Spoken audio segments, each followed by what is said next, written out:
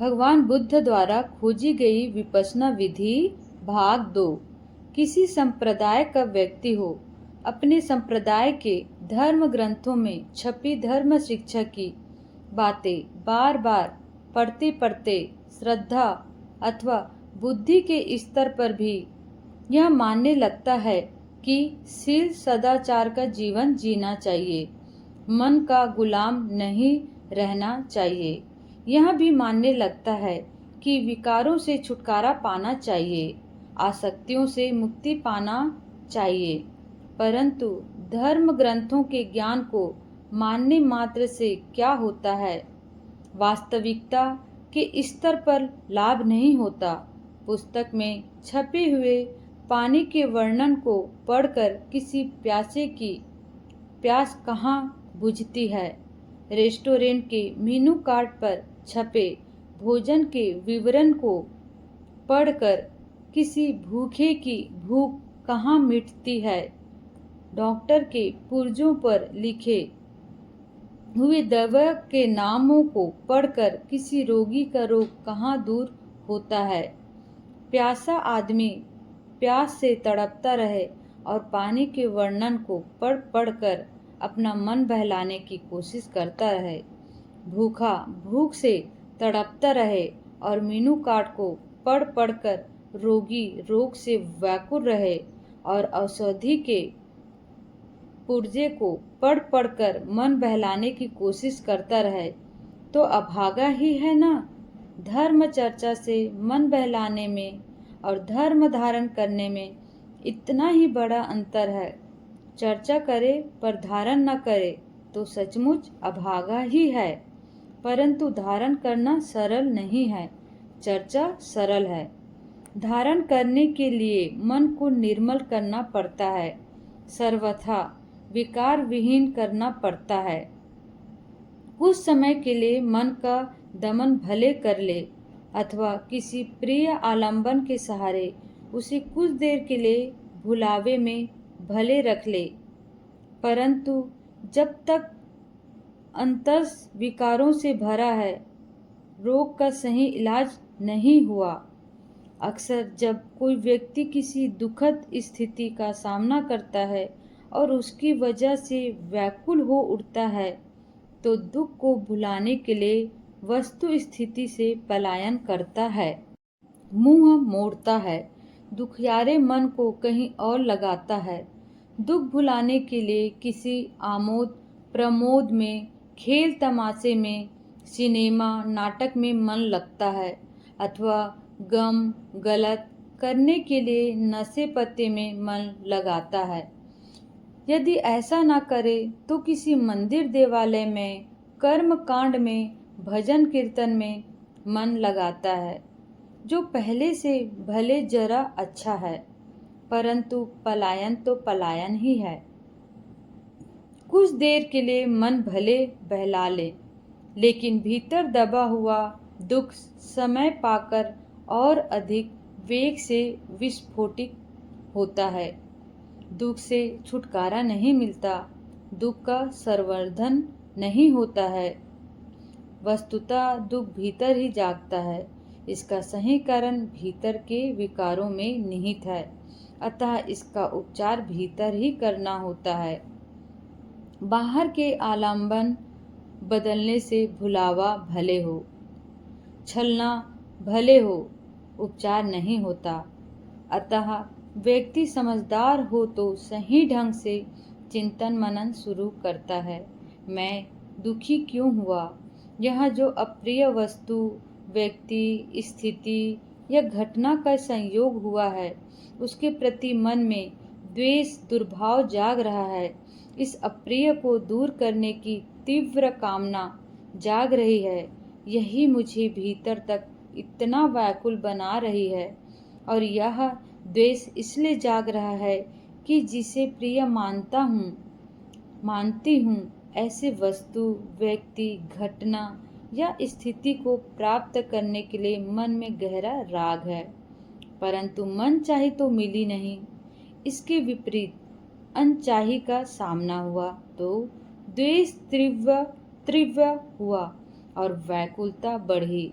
बात समझ में आती है कि जब तक मानस राग के विकारों से जकड़ा है, मतलब हमारा मन जब तक राग से जकड़ा हुआ है, तब तक द्वेष के विकारों से भी जकड़ा ही रहेगा।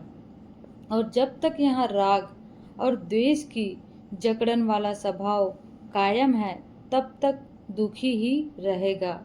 इस प्रकार बहुत सही सही दिशा में चिंतन मनन चलने लगता है, परंतु केवल ऐसा चिंतन करके रह जाए तो औषधि का चिंतन मात्र हुआ, औषधि का सेवन नहीं। राग द्वेष को दूर करना है, यह स्वीकारना मात्र पर्याप्त नहीं। राग द्वेष के स्वभाव को वस्तुतः दूर करे तो ही उपचार हो, तो ही दुख से सचमुच छुटकारा हो।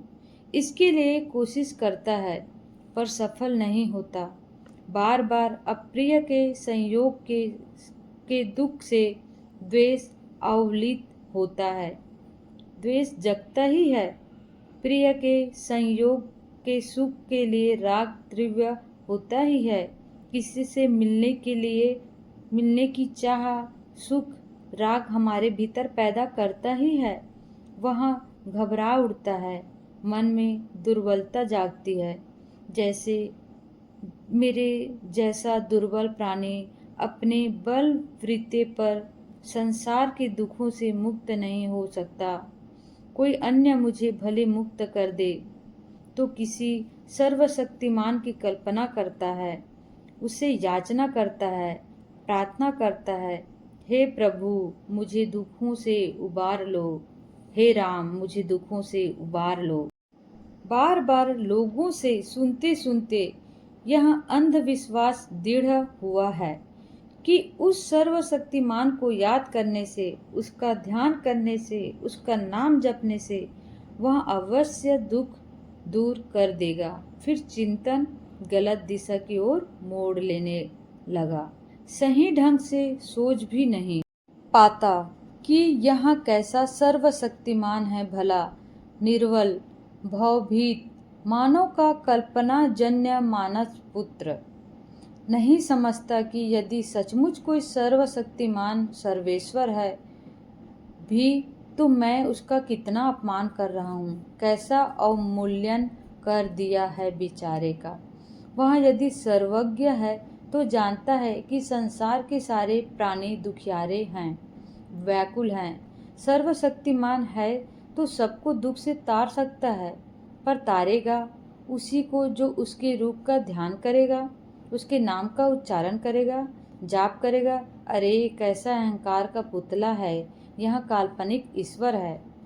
इसमें करुणा का नामो निशान नहीं, जिसे केवल अपने रूप का ध्यान किया जाना ही प्यारा लगता है, जिसे बार बार अपना नाम सुनना ही प्यारा लगता है, जो उसकी अतिशय योक्तिपूर्ण प्रशंसा प्रशस्तित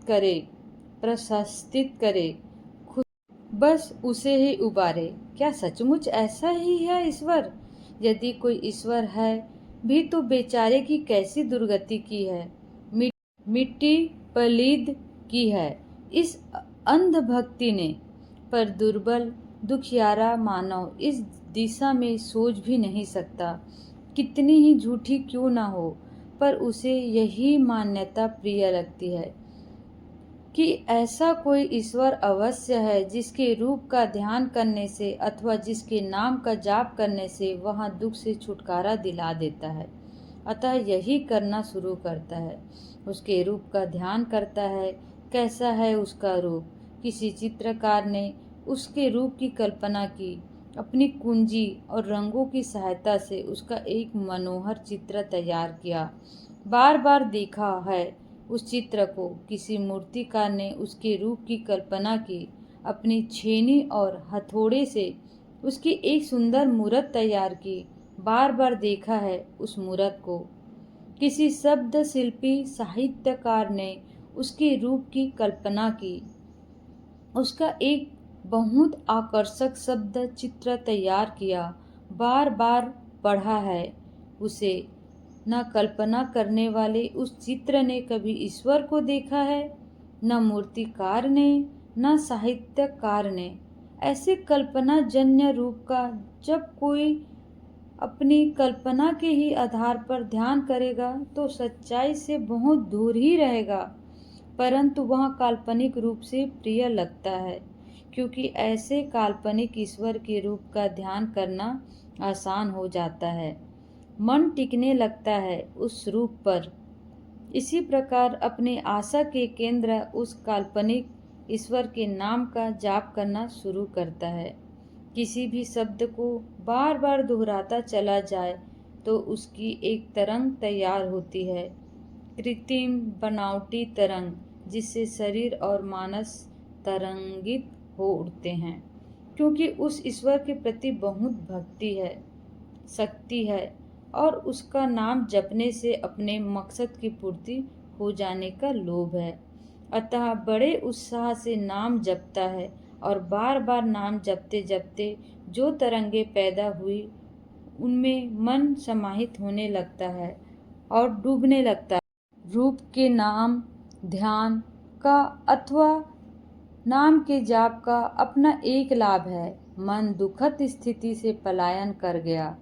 काल्पनिक परंतु प्रिय आलंबन में, कृत्रिम परंतु प्रिय तरंगों में देर तक डूबने लगा तो यूं लगा जैसे दुख दूर हुआ, पर दुख की जड़ें तो नहीं ही निकली। जड़ों तक विकारों से विमुक्ति तो नहीं ही मिली। दुख की जड़ें निकालनी है तो दुख की जड़ों तक पहुंचना होगा, विकारों की जड़ों तक पहुंचना होगा और उन्हें उखाड़ना होगा।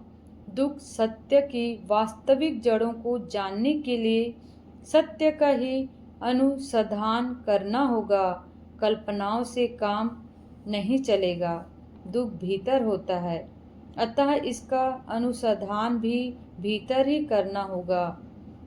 बाहर के सभी आलंबन प्रकट रूप में दुख का कारण लगते हैं, परंतु साधक अनुसंधान करेगा तो देखेगा कि हमारे लिए उनका अस्तित्व तभी है जब शरीर की इंद्रियों के दरवाजों से, यानी आँख, नाक, कान, जीभ अथवा त्वचा से उनका संपर्क होता है, तो ही उनकी विद्यमानता हमारे लिए अस्तित्व रखती है, अन्यथा नहीं। अथवा मन के दरवाजे पर जब उनका चिंतन चलता है, वह भी शरीर के भीतर ही चलता है।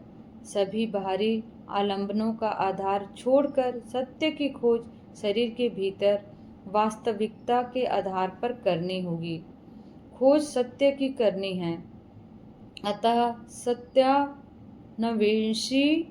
साधक सभी काल्पनिक और कृत्रिम आलंबनों को त्यागेगा, भले वे कितने ही प्रिय क्यों न लगे, कितनी ही अपनी परंपरागत मान्यताओं पर आधारित क्यों न हो। जो सत्य स्वानुभूति पर उतरेगा, अपने अनुभूति पर उतर जाएगा, उसे ही स्वीकारता हुआ और उसे एक शोध वैज्ञानिक की तरह तटस्थ भाव से देखता हुआ अनुसंधान शुरू करेगा तो कुदरत अपने सारे रहस्य स्वतः उद्घाटित करने लगेगी, खोलने लगेगी, रित प्रकट होने लगेगा, रितम भरा प्रज्ञा जागने लगेगी, अपने दुखों के कारण का सारा प्रपंच स्पष्ट होने लगेगा और इन कारणों के निवारण का उपाय भी स्पष्ट होने लगेगा। भीतर अनुसंधान करते करते ही इन कारणों यानी विकारों का सहज भाव से निर्मूलन भी होने लगेगा। यह सब आभ्यंतरिक अभ्यास, भीतर के अभ्यास अनुभूतियों के आधार पर होगा, स्वयं वेदन के आधार पर होगा, स्वयं की अनुभूति के आधार पर ही होगा, संवेदनाओं के आधार पर होगा। सत्यवेशी साधक दुखद संवेदनाओं को साक्षी भाव से देखते देखते, उनका विघटन विश्लेषण करते करते, उनके अनित्य स्वभाव को समझते समझते द्वेष के चिर संचित संस्कारों का उन्मूलन कर लेगा। सुखद संवेदनाओं को साक्षी भाव से देखते देखते, उनका विघटन विश्लेषण करते करते, उनके अनित्य स्वभाव को समझते समझते राग के चिर संचित संस्कारों का उन्मूलन कर लेगा। अंतर्मय की गहराइयों में जितने विकार दबा रखा है वे सभी राग द्वेष मोह पर ही आधारित है। अतः सभी विकारों का उन्मूलन कर लेगा तो परिणाम स्वरूप उससे उत्पन्न होने वाले दुखों का उन्मूलन कर लेगा। भीतर ही भीतर स्थूल से सूक्ष्मतम अवस्थाओं तक शरीर स्कंध और चित्त स्कंध के सारे अनित्य प्रपंच का अन्वेषण करते करते विकारों से विमुक्त होते होते अंततः उस इंद्रियातीत परम सत्य का साक्षात्कार कर लेगा जो शरीर और चित्त के परे हैं, नाम रूप के परे हैं, नित्य शाश्वत ध्रुव हैं, अमृत है। उस अवस्था तक पहुँचने वाला साधक स्थित प्रज्ञ होगा, अनासक्त होगा और बाह्य जीवन में सुखद दुखद मनचाही या अनचाही जैसी भी परिस्थिति सामने आएगी उससे मन का संतुलन नहीं खोएगा, मन की समता बनाए रखेगा। इस प्रकार सही मायने में दुख विमुक्ति का सुखी जीवन जिएगा। इस अवस्था तक पहुँचने के मार्ग पर जितना जितना आगे बढ़ता जाएगा उतना उतना विकार मुक्त होता जाएगा।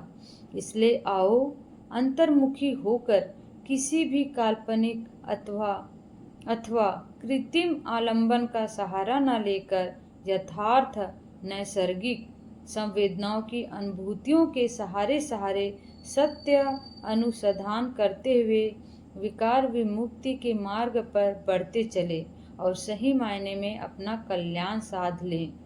कोई व्यक्ति दुखी व्याकुल होता है तो और नासमझ है तो अपने दुख के कारण बाहर देखता है, बाहर के व्यक्ति वस्तु स्थिति घटना आदि, परंतु यदि समझदार है तो कारण भीतर देखता है और पाता है कि मैंने अपने मन की निर्मलता खो दी, मन में विकार जगवा लिया, इसलिए व्याकुल हुआ। क्रोध द्वेष काम दुर्भावना दौमनस्य आदि, वहाँ यह भी समझता है कि इसलिए हुआ कि बाहर की कोई बात अनचाही हो गई अथवा मनचाही नहीं हुई, इसलिए मन मैला कर लिया। वहाँ यदि समझदार है तो यहाँ समझते देर नहीं लगती कि अनचाही की वजह से क्रोध द्वेष आदि इसलिए जागे क्योंकि मनचाही के प्रति बहुत राग तृष्णा आसक्ति है।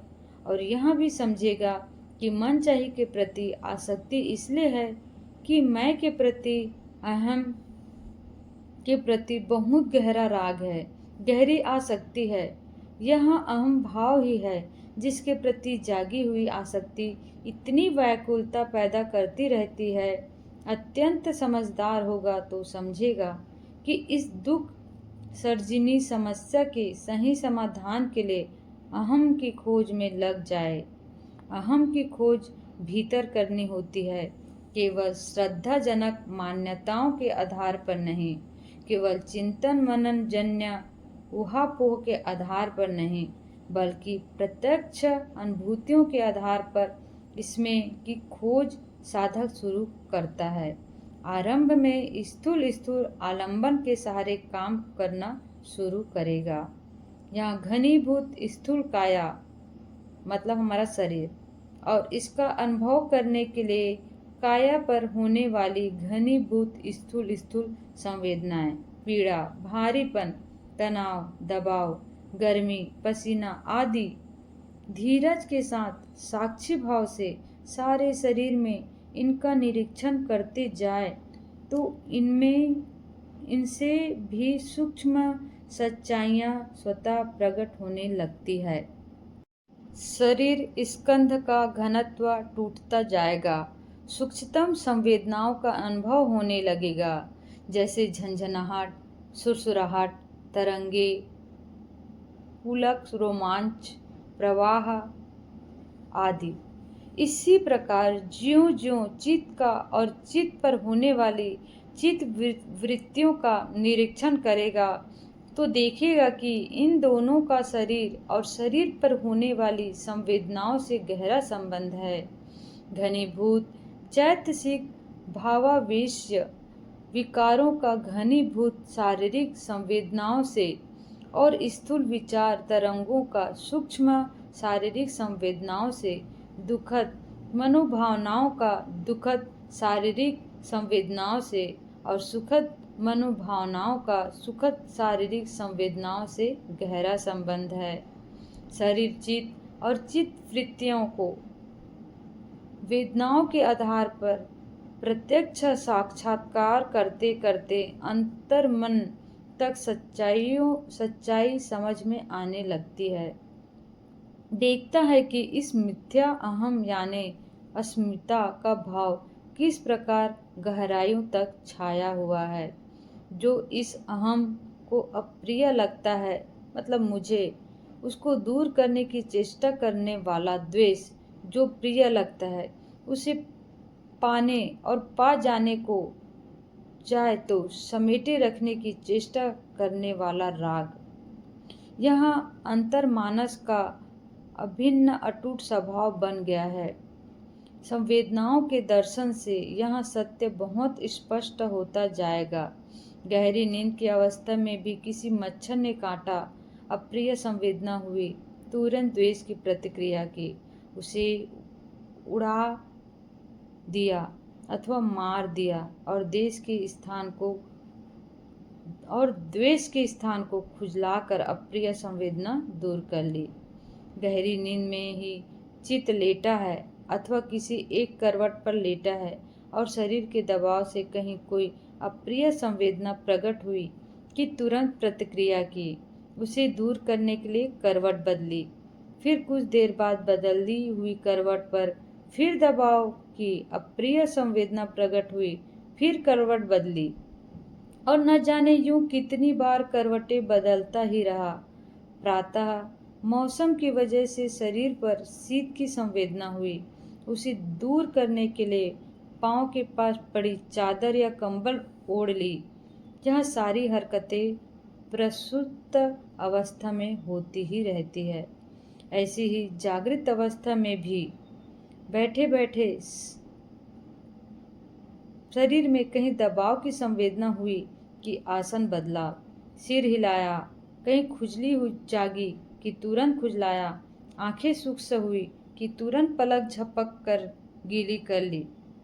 यहाँ सब चलता ही रहता है। अपने आलंबनों में मशगूल रहने वाला मानस का ऊपरी हिस्सा यहाँ जानता भी नहीं कि भीतर किस प्रकार की प्रिय के प्रति राग, अप्रिय के प्रति द्वेष की प्रतिक्रिया का क्रम अवधि गति से चलता रहा। संवेदना के आधार पर की गई विपश्यना इस अंधेरे को दूर करती है। मानस के इस स्वभाव को देखते देखते अनेक सच्चाइयाँ उजागर होने लगती है। एक तो यहाँ की सारा शरीर स्कंध, सारे चित्त स्कंध, सारे चैतसिक स्कंध उत्पाद स्वभाव वाले हैं, और जो उत्पाद स्वभाव वाले हैं वहाँ वह स्वभाव वाला भी है ही। यहाँ भौतिक शरीर स्थूल घनीभूत लगने वाला भी और विघटित होते होते सूक्ष्म परमाणुओं का पुंज भी उदय वय स्वभाव वाला ही है। ऐसे ही यहाँ चित्त स्कंध विज्ञान, संज्ञा, वेदना, संस्कार, जानने पहचानने वाले, संवेदनशील होने और प्रतिक्रिया करने वाले स्कंद उत्पाद वय स्वभाव वाले ही है। यूं ही चित्त वृत्तियां भी, इनमें से कौन सा मैं है, किसे मैं मानूं, किसे अपना कहूं, कुछ समय के लिए एक भ्रम चलता है कि यहाँ जो विज्ञान है, जो जानने का काम करता है, यह अवश्य नित्य शाश्वत है और वही मैं हूँ। पर अन्वेषण अनुसंधान करते करते यह भ्रम भी दूर होता है। देखता है कि श्रुत विज्ञान उत्पाद स्वभाव वाला है।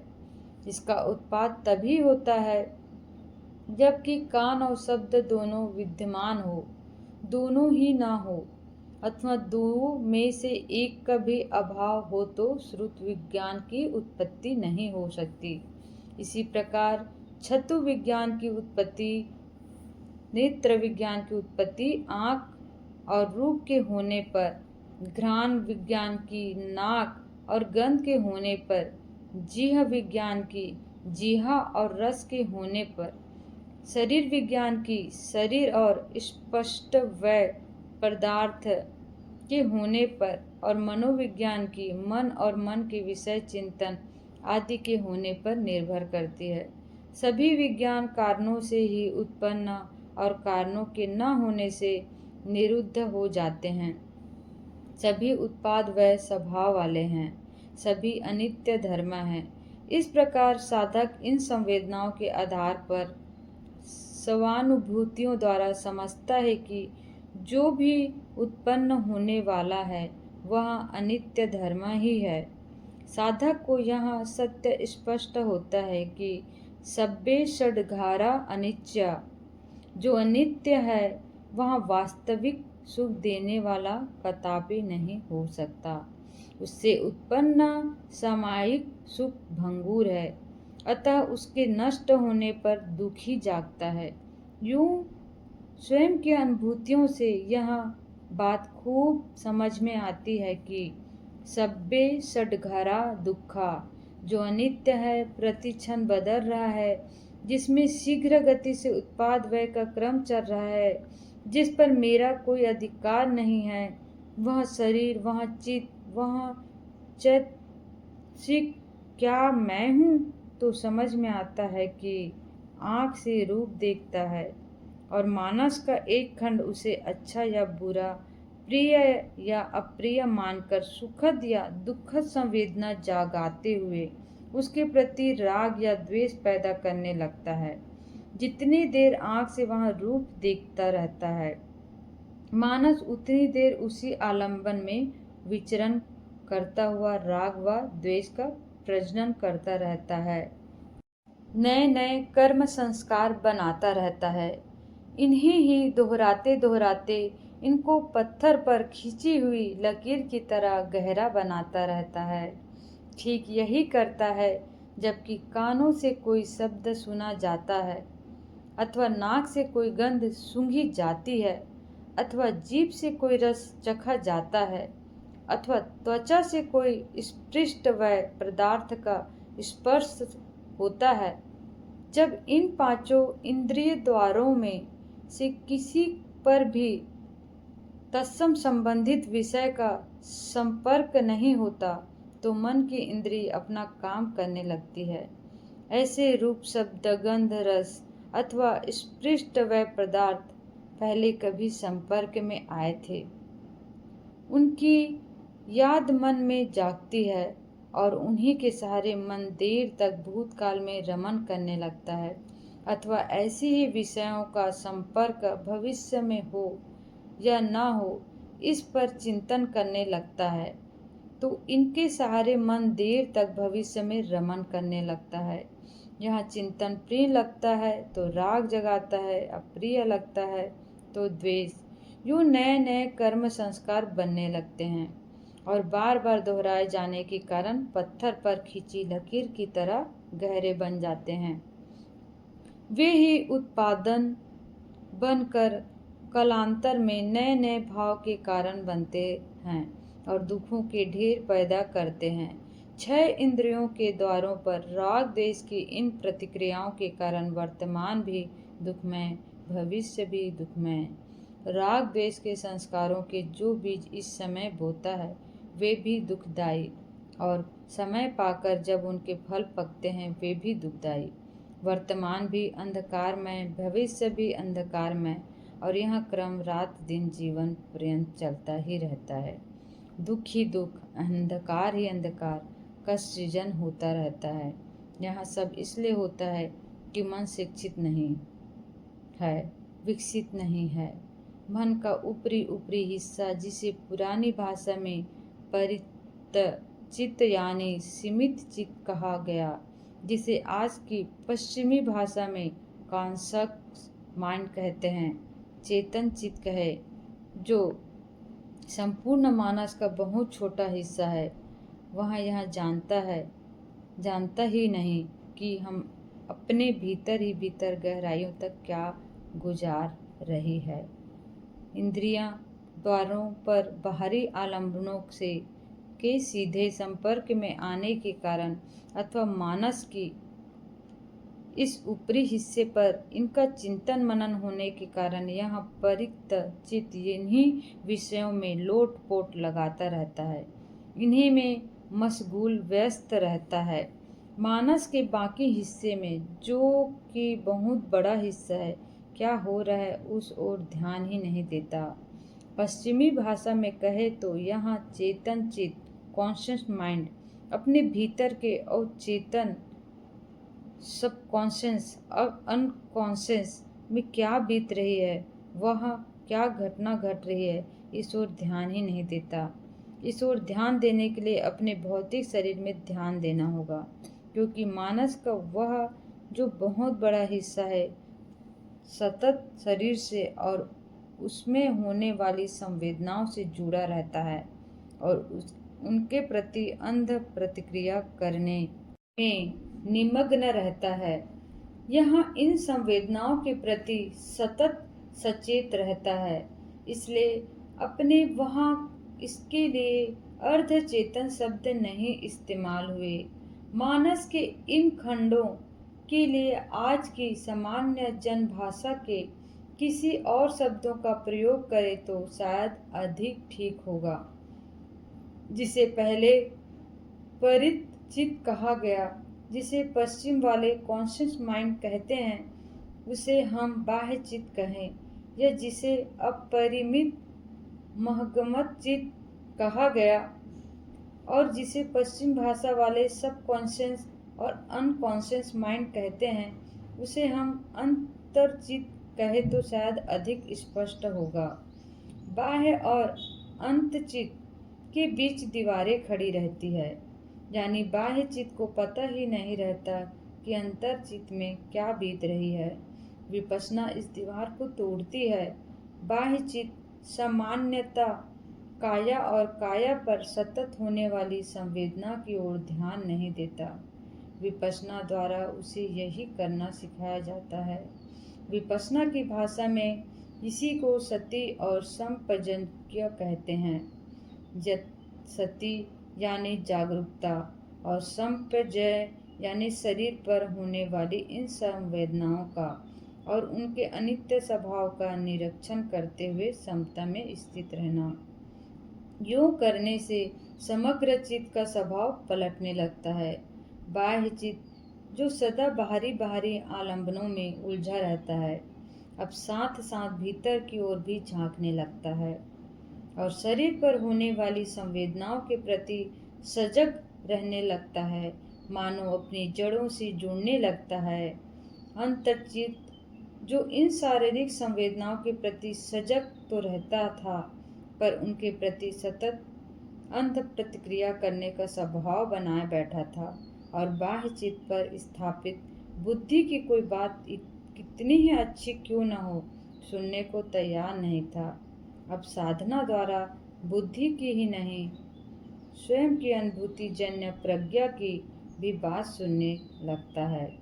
सारा शरीर प्रपंच और इसी प्रकार सारा चित्त प्रपंच कितना नश्वर है, भंगुर है, इसे अनुभूति जन्य प्रज्ञा से जानता हुआ उसके प्रति राग और द्वेष की प्रतिक्रिया न कर समता में स्थित रहने लगता है।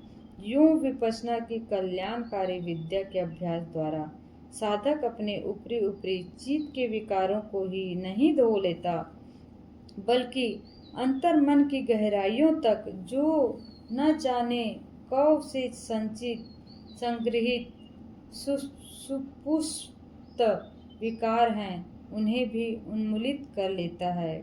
संपूर्ण मानस को प्रज्ञा के बल पर विज्ञान विमुक्त कर लेता है और यहाँ सब होता है शरीर पर होने वाली सतत सुखद दुखद और असुखद अदुखद संवेदनाओं को विपस्सी भाव से देखते रहना, जागरूक होकर देखते रहना। विधि की सार्थकता परिमाणों से ही मापी जा सकती है, कोरे सिद्धांतों से नहीं। शरीर पर होने वाली संवेदनाओं के प्रति अनित्य बोध के आधार पर समता से स्थित रहने का अभ्यास करने वाला विपस्सी साधक स्वयं के अनुभूतियों से देखता है कि किस प्रकार सदा विकार विकृति रहने वाला उसका मानस अब सनय सनय बदलता जा रहा है। राग द्वेष कम होते जा रहे हैं। परिणाम स्वरूप भय वासना असंतोष चिंताएं उठाएं व्याकुलताएं आदि कम होती जा रही है और ये इसलिए हो रही है कि मानस का इतना बड़ा हिस्सा जो अपने अंधे स्वभाव का गुलाम था अब उससे मुक्त हो रहा है। मोह मूढ़ता के कारण संवेदनाओं के प्रति प्रतिक्रिया करते रहने की ही गुलामी थी। अब इन्हीं के प्रति सजगता और समता का अभ्यास गुलामी की इन जंजीरों को तोड़ता है। कभी कभी सांप्रदायिक दार्शनिक मान्यताओं के जंजाल में उलझा हुआ कोई व्यक्ति यह संदेह प्रकट करता है कि इस नश्वर शरीर और इस पर होने वाली नश्वर संवेदनाओं के दर्शन से किसी को क्या मिलेगा भला। दर्शन तो नित्य शाश्वत ध्रुव का करना चाहिए, परंतु विपस्सी साधक इस बात को खूब समझता है कि नश्वर शरीर और इस पर होने वाली नश्वर संवेदनाओं का दर्शन यदि राग रंजित अथवा देश दूषित अथवा मोह विमूढ़ित होकर करें तो सचमुच अपने दुख बंधन का संवर्धन ही होता है, परंतु विपश्यना तो साधारण व्यक्ति के लिए नहीं, इसी स्वभाव को बदलना सिखाती है। विपश्यना द्वारा अंधा अंतर्मन राग संवेदना और द्वेष की प्रतिक्रिया करने वाले स्वभाव से मुक्त हो तो दर्शन सम्यक दर्शन होता है, यानी राग द्वेष मोह विहीन होता है। तो कर्मों के क्लेश कपाय करते हैं, चित्त नए विकार बनाना बंद करता है। परिणाम स्वरूप पुराणों का क्षय होता जाता है और तभी वहाँ अवस्था सहज भाव से आ जाती है जब इंद्रियां नित्य शाश्वत ध्रुव का साक्षात्कार हो जाता है। नाम रूप का शरीर और चित्त का संवेदनाओं का इंद्रियां क्षेत्र का विपश्यनाय में दर्शन इसलिए किया जाता है कि इन क्षेत्रों से जो चिपकाव हो गया है वह टूटे और इन क्षेत्रों का अतिक्रमण करके इससे परे नित्य शाश्वत ध्रुव अमृत का साक्षात्कार हो सके, भय दुखों से नितांत विमुक्ति मिल सके। आओ वही करे, संवेदनाओं को विपश्यना भाव से देखते देखते उनके अनित्य स्वभाव को समझते समझते विकार विमुक्त हुए और इस अनित्य क्षेत्र के परे नित्य शाश्वत ध्रुव का साक्षात्कार करें। इसी में हमारा मंगल समाया हुआ है। सब कहते हैं बहने को, शाश्वत का अर्थ हुआ बहाव। नासुर में से जो द्रव्य सतत बहता रहता है उसे अमव्र कहते हैं। चित्त धारा में विकारों की जो गंदगी बहती है वह भी नासूर के फोड़े की पीप जैसी ही है, इसलिए आश्रव कहलाती है। मल मैला हो तो उसमें आश्रत्व बहता है, आशव बहता है तो मन और मैला होता है, मैला मन दुखी होता है। अतः स्वास्थ्यक व्यक्ति दुखी है, सभी व्यक्ति दुखी हैं।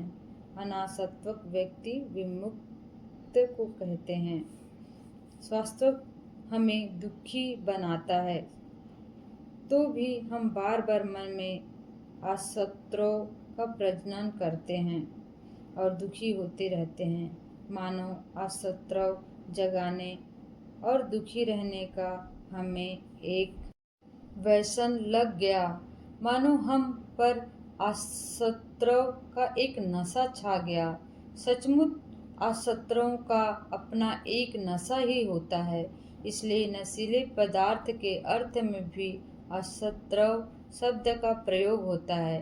काम, क्रोध आदि विकारों का इतना गहरा नशा छा जाता है, बुद्धि के स्तर पर खूब समझते हैं यह विकार हानिकारक है, दुखजनक है, पर भी उन्हें जगाते ही रहते हैं, चाहते हुए भी इनसे बाहर नहीं निकल पाते। यह नशा ही है, व्यसन ही है, बहुत गहरा व्यसन है। यह नशा, यह व्यसन मादक पदार्थों के नशे व्यसन जैसा है, परंतु मात्रा में उससे अधिक गहरा है। शराबी हो या गंजेड़ी, भगेड़ी, अफीमची हो या चिलमची चरसी, वह बेचारा अपने नशे से इतना व्याकुल रहता है। ऐसी व्याकुलता मनोविकारों के नशेबाज किसी शास्त्र की होती है। मादक पदार्थों का कोई नशेबाज अपने मनोबल से कदाचित इस व्यसन से मुक्त भी हो जाए, परंतु इन मानसिक आसक्तियों का नशेबाज इस व्यसन से मुक्त हो सके, यह अत्यंत कठिन काम है। कोई व्यक्ति एक वैज्ञानिक की तरह कठोर परिश्रम करके, अपनी समझदारी से सच्चाई का अनुसंधान करके अनासक्त होने का कोई मार्ग ढूंढ लेता है, कोई विधि ढूंढ लेता है और उसके द्वारा स्वयं अपने आप को अनासक्त बना लेता है। ऐसा ही व्यक्ति शुद्ध बुद्धि जीवन मुक्त अरहंत कहलाता है, जीव मुक्त अरहंत कहलाता है। ऐसा मुक्त व्यक्ति अत्यंत करुणाचित से आम्रव में अनुरक्त दुखियारे लोगों को आसव मुक्त होने के लिए वही मार्ग प्रदर्शित करता है जिस पर चलकर वह स्वयं मुक्त हो सका। यही है वह विपश्यना विधि जिसे कोई अनासत्व लोक कल्याण के लिए प्रकट करता है। सारी अंध दार्शनिक मान्यताओं को एक ओर रखकर कोई व्यक्ति जब इस विपश्यना विधि का अभ्यास करना शुरू करता है, तो एक शोध वैज्ञानिक की तरह सत्य का अनुसंधान शुरू करता है।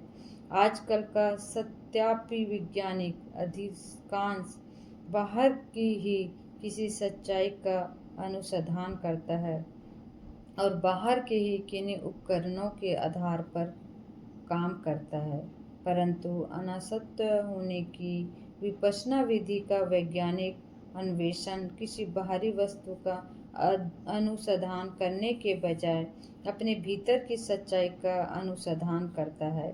किन्हीं बाहरी उपकरणों के सहारे अनुसंधान करने की बजाय स्वयं अपनी प्रत्यक्ष अनुभूति का सहारा लेकर अनुसंधान करता है। अनुसंधान करने के लिए उसे अपने 3.5 हाथ की काया के भीतर शरीर और चित्त का मिला जुला क्षेत्र प्राप्त होता है। अनुभूति जन्य यथाद्भुत सच्चाइयों को देखते देखते वह ऐसी अवस्था पर जा पहुंचता है जहां उसे स्पष्ट अनुभव होता है कि जैसे ही चित्त धारा पर कोई विकार स्फुरित हुआ बहा, वैसे ही शरीर में भी कोई जीव रसायन बायोकेमिकल प्रतिक्रिया होने लगी।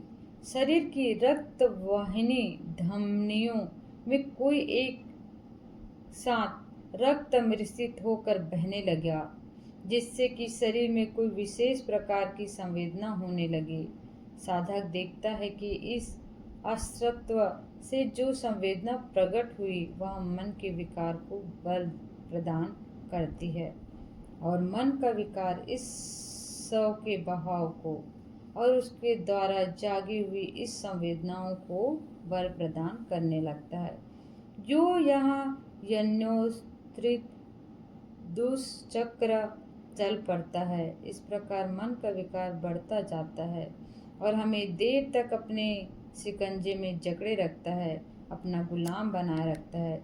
उदाहरण स्वरूप काम वासनाओं का जो बहाव मन पर बहना शुरू हुआ, उसी ने भौतिक शरीर पर भी एक स्राव बहाया, जिसने बदले में काम वासना के स्वभाव को और पुष्ट करना शुरू किया। धीरे धीरे मन इस काम स्राव के प्रति इस कदर आसक्त हो गया कि उसकी यहाँ आसक्ति तोड़नी कठिन से कठिनतर होती चली गई। ऐसे व्यक्ति काम स्राव का गुलाम हो गया, उसे काम स्राव का व्यसन लग गया। ठीक यही बात क्रोध, भय, अहंकार आदि अन्य विकारों की भी है। सामान्य व्यक्ति जानता ही नहीं कि मन पर जागा हुआ हर विकार शरीर पर एक जीव रासायनिक प्रतिक्रिया शुरू कर देता है, जिससे उस विकार का संवर्धन होने लगता है। हर विकार चित्त की समता को नष्ट करता है, चित्त को व्याकुल बनाता है। उसी व्याकुलता के उद्गम और संवर्धन के इस क्रम को वह समझता ही नहीं। परंतु यदि कोई व्यक्ति इस प्रपंच प्रक्रिया को समझ भी ले और स्वीकार भी न कर ले, तो भी इस गिरफ्त से बाहर कैसे निकले। विपश्यना इस प्रपंच की अनुभूति जन्य जानकारी ही नहीं देती, प्रत्युत इस दुष्चक्र को तोड़कर इसके बाहर निकलने की राह भी सुझाती है। शरीर पर प्रकट होने वाली संवेदनाएं ही इस कार्य में सहायक बनती है। यहाँ वही जीव रासायनिक संवेदनाएं हैं जिनकी वजह से विकार और विकारजन्य व्याकुलता बढ़ा करती है, और विपश्यना का होश जगाने पर वही संवेदनाएं हमारे मनो विकार और तज्जन्य व्याकुलता को नष्ट करने का उपाय बन जाती है। दुष्चक्र को तोड़ने के लिए विपश्यना हमारे शरीर पर होने वाली संवेदनाओं को तटस्थ भाव से देखना सिखाती है।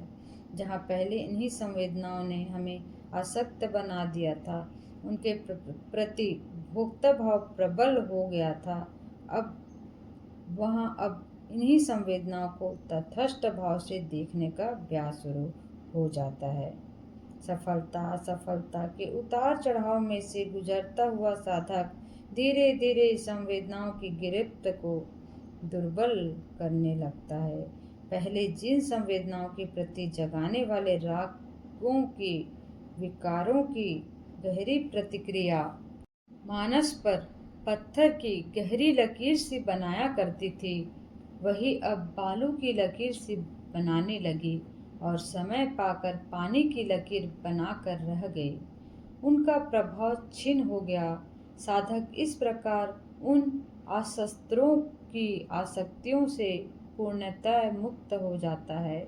विकार नहीं जगाते तो आसत्व नहीं जगाते, आसव नहीं जगाते तो मोह मूर्ता का नशा नहीं जागता।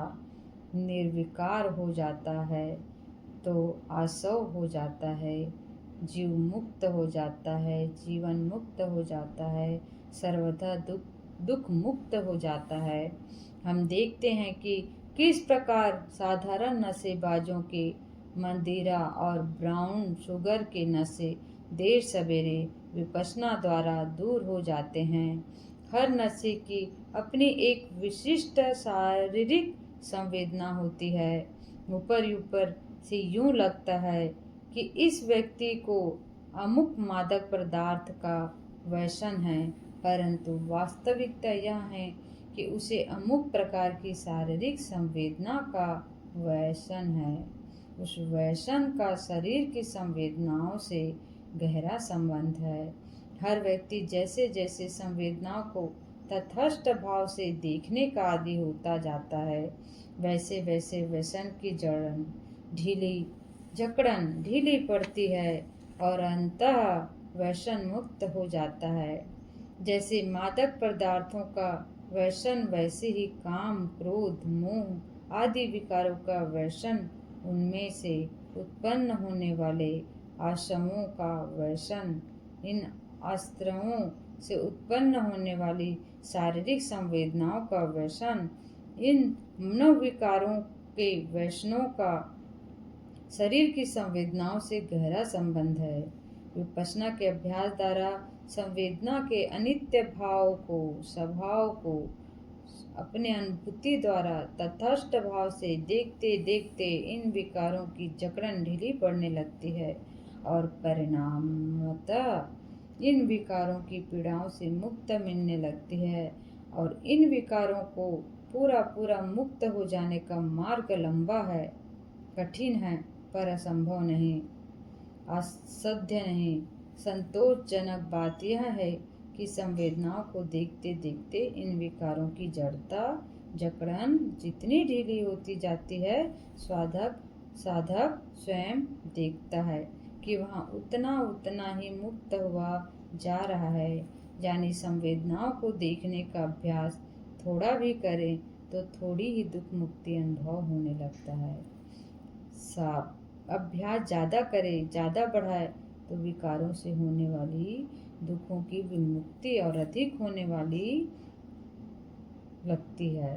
तब अपने अनुभव से ही यहाँ विश्वास जागता है कि इस रास्ता पर चलते चलते एक दिन सारे विकारों से छुटकारा पा ही लेंगे, परंतु बड़ी निष्ठा से, लगन से, धैर्य से, स्वयं परिश्रम पुरुषार्थ करना होगा। किसी की कृपा से मुक्ति नहीं मिलती। किसी की कृपा इतनी ही बहुत है कि उसने स्वयं जानकर हमें रास्ता बता दिया। अब चलना तो हमारा काम है। जितना जितना चलेंगे उतना उतना लाभान्वित होते ही रहेंगे। आओ दुख विमुक्ति के इस कल्याणकारी मार्ग पर कदम कदम चलते ही रहे और अपनी स्वस्तिक मुक्ति साध ले। अभ्यांतरिक प्रपंच प्रतिक्रियाओं को अभियांत्रिक प्रपंच प्रक्रियाओं को बार बार देखते देखते विपस्सी साधक की भावनामय प्रज्ञा पुष्ट होने लगती है। अब उसके लिए प्रज्ञा केवल श्रुत ज्ञान या चिंतन ज्ञान नहीं रह जाती। सत्य अनुभूति पर उतरता है तो ही ज्ञान प्रज्ञा भावनामय प्रज्ञा कहलाती है। ऐसे व्यक्ति को प्रत्यक्ष अनुभूति द्वारा कुदरत का कानून यानी प्रतीत्या समुत्पाद यानी कारण कार्य संबंधित प्रकृति का नियम मानने धर्म खूब समझ में आने लगता है। इसलिए भावनामय प्रज्ञा को चाहे तो ऋत भरा प्रज्ञा भी कह सकते हैं।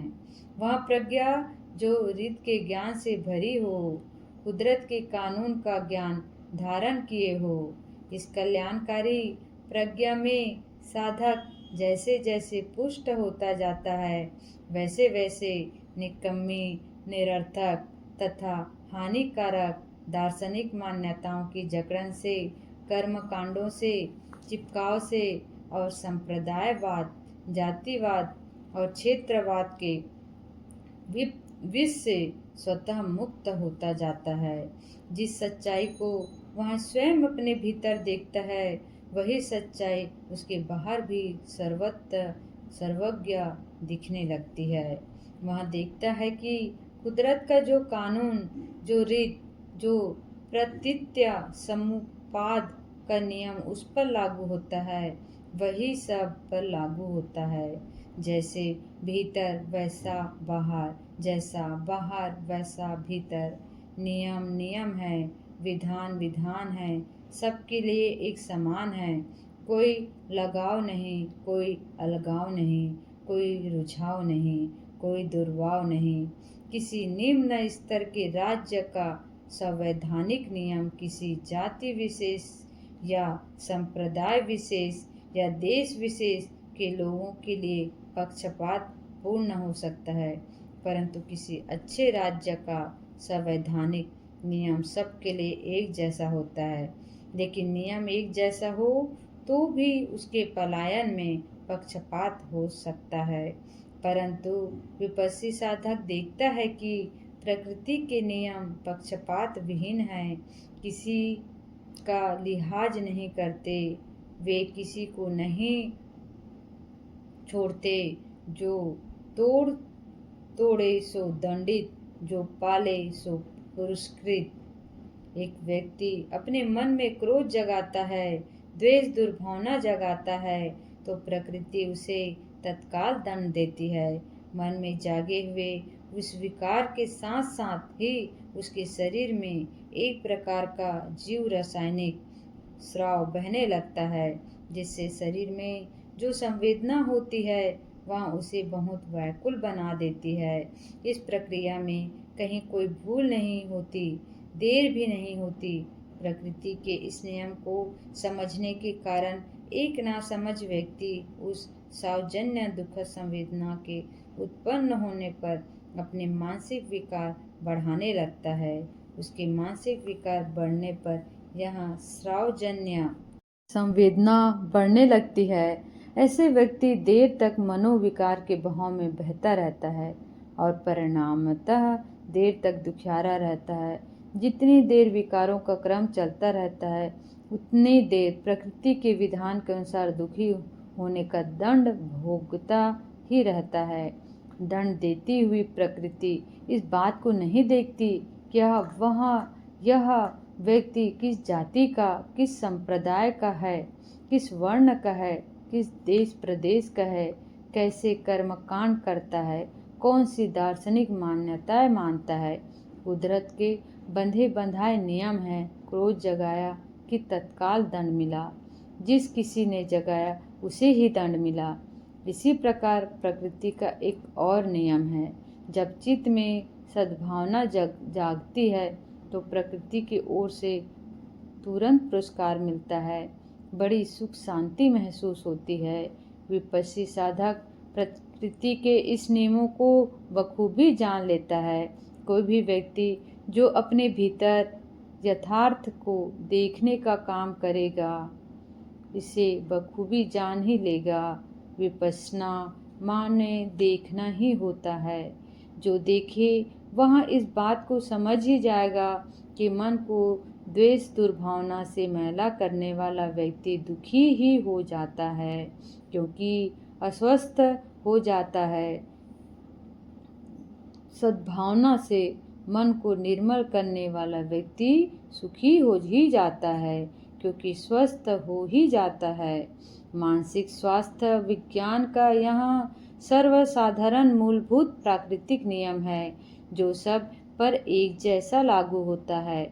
यहाँ ऐसा ही है जैसे शारीरिक स्वास्थ्य विज्ञान के सर्वसाधारण मूलभूत नियम। जैसे गंदे आहार विहार से कोई व्यक्ति रोगी हो जाता है और स्वच्छ आहार विहार से स्वस्थ रहता है, जैसे शरीर स्वास्थ्य के नियम किसी का पक्षपात नहीं करते, सब पर समान रूप से लागू होते हैं। हिंदू हो, बौद्ध हो, मुस्लिम हो, ईसाई सिख हो या पारसी ब्राह्मण हो या शूद्र बंगाली हो या बिहारी हिंदुस्तानी हो, पाकिस्तानी अफगानी हो या ईरानी चीनी हो या जापानी, साधारण स्वास्थ्य के नियम सब पर एक जैसे लागू होते हैं। कहीं कोई पक्षपात नहीं होता। मन मैला करते ही व्यक्ति अस्वस्थ हो जाए, व्याकुल हो जाएगा, और मन निर्मल करते ही स्वस्थ हो जाएगा, सुखी हो जाएगा। कोई व्यक्ति बाहरी बनाव ठनाव ऐसा रखता है, ऐसा वैसा प्रकृति का नियम उस पर लागू होगा ही। कोई दाढ़ी मूछ रखे व ना रखे, कोई लंबे केस रखे व छोटे केस, कोई सारे केस कटवा ले, कोई इस रंग इस आकार का वस्त्र पहनने अथवा उस रंग या उस आकार का इस बाहरी दिखावे के कारण प्रकृति उसे नहीं छोड़ेगी। मन मैला करेगा तो अस्वस्थ होगा ही, दुखी होगा ही। मन निर्मल रखेगा तो स्वस्थ होगा ही, सुखी होगा ही। ऊपर ऊपर से मन को सुधारने की अनेक प्रक्रिया हैं, जो सार्वजनिक हो भी नहीं सकती और नहीं भी हो सकती।